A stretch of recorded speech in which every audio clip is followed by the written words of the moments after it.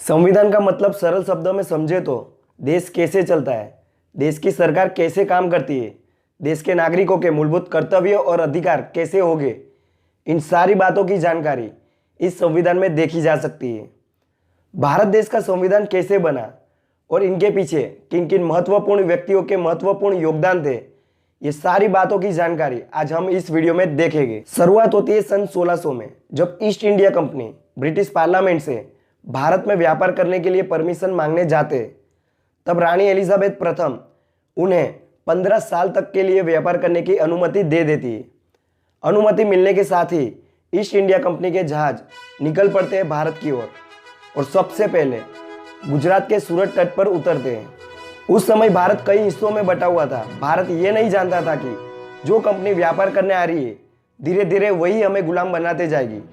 भारत ये सारी बातों से बिल्कुल अनजान था। धीरे धीरे भारत गुलामों की जंजीरों में फंसता गया।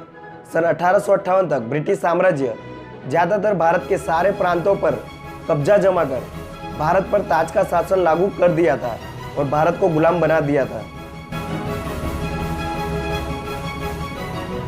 उस समय भारत और ब्रिटिश के बीच कई खूनी युद्ध खेले गए आजादी की मांग को लेकर, पर भारत कभी कामयाब नहीं हुआ क्योंकि भारत बटा हुआ था धर्म, जाति और विस्तार के नाम पर, जिसका सीधा फायदा ब्रिटिश साम्राज्य को होता था।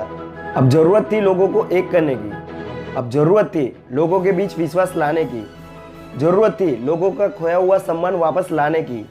अब जरूरत थी भारत क्या है और भारत क्या कर सकता है ये उन लोगों को बताने की। सन 1895 बाल गंगाधर तिलक, वही तिलक जिसने गणेश जी और शिवाजी उत्सव की शुरुआत की थी, जिसे आज हम लोकमान्य तिलक भी कहते हैं, उन्होंने सबसे पहले भारत के लोगों को जमा कर उन्हें समझाना चालू किया। पर भारत की आज़ादी के लिए सबसे जरूरी था कि भारत देश का खुद का एक संविधान हो, भारत देश के खुद के एक नियम हो जिस पर भारत देश चल सके। तो उसके लिए भारत देश में सबसे पहले सन 1922 में महात्मा गांधी जी ने संविधान की मांग की, जिसे अंग्रेज सरकार ने ठुकरा दिया। सन 1928 में संविधान की मांग को लेकर जवाहरलाल नेहरू ने एक रिपोर्ट तैयार किया। उस रिपोर्ट को हम ब्लूप्रिंट भी कहते हैं। फिर से ब्रिटिश गवर्नमेंट ने उसका भी अस्वीकार किया।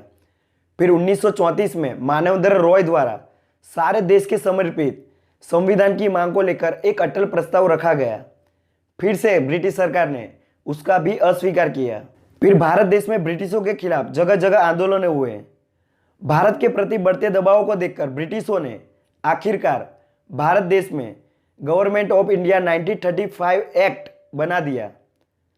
लेकिन इस बार भारत देश ने उसका अस्वीकार किया, उसका जमकर बहिष्कार किया, क्योंकि भारत देश यही चाहता था कि भारत देश का कानून खुद भारत देश बनाए, ना कि ब्रिटिश गवर्नमेंट। द्वितीय विश्व युद्ध की शुरुआत होते ही ब्रिटिश गवर्नमेंट अब फंस चुकी थी, क्योंकि एक तरफ उसे अपना देश भी देखना था तो दूसरी तरफ भारत देश पर राज भी करना था। इसके लिए ब्रिटिश गवर्नमेंट ने भारत देश में सन 1940 में अगस्त प्रस्ताव रख दिया। उसके बाद सन 1942 में क्रिप्स मिशन रख दिया, ये कहकर कि द्वितीय विश्व युद्ध में भारत देश तुम हमारी मदद करो, हम तुम्हारा संविधान बना देंगे। लेकिन भारत देश को ब्रिटिश गवर्नमेंट पर बिल्कुल विश्वास नहीं था, तो भारत देश ने ये दोनों प्रस्ताव का अस्वीकार किया। भारत देश का बढ़ता हुआ आक्रोश और ब्रिटिश गवर्नमेंट की टूटी हुई हिम्मत धीरे धीरे भारत देश को आज़ादी की ओर ले गई।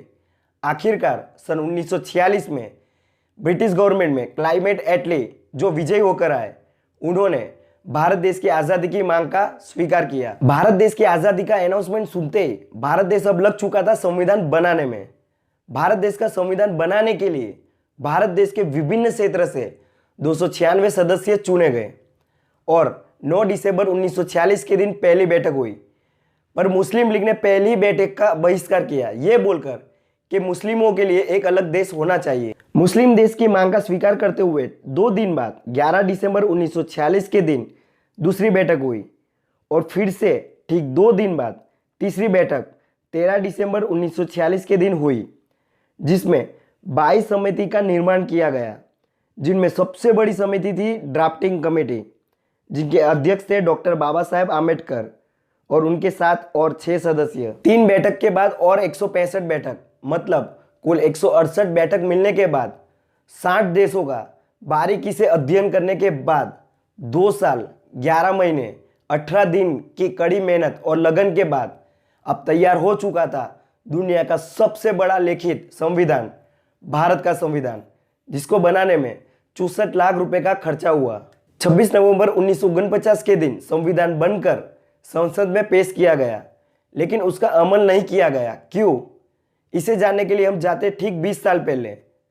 26 जनवरी 1930 के दिन लाहौर अधिवेशन, जहां जवाहरलाल नेहरू ने पूर्ण स्वराज दिन घोषित किया था।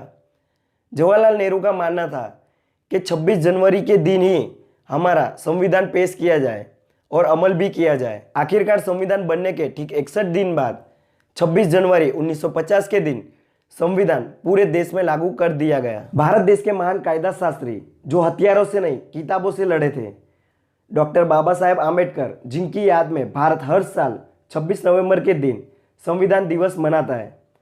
इसी के साथ ये वीडियो यहीं समाप्त करते हैं। अगर आपको वीडियो पसंद आता है तो इसे सब्सक्राइब और लाइक जरूर करें, ताकि एजुकेशन पर हम ज़्यादा से ज़्यादा वीडियो शेयर कर सकें।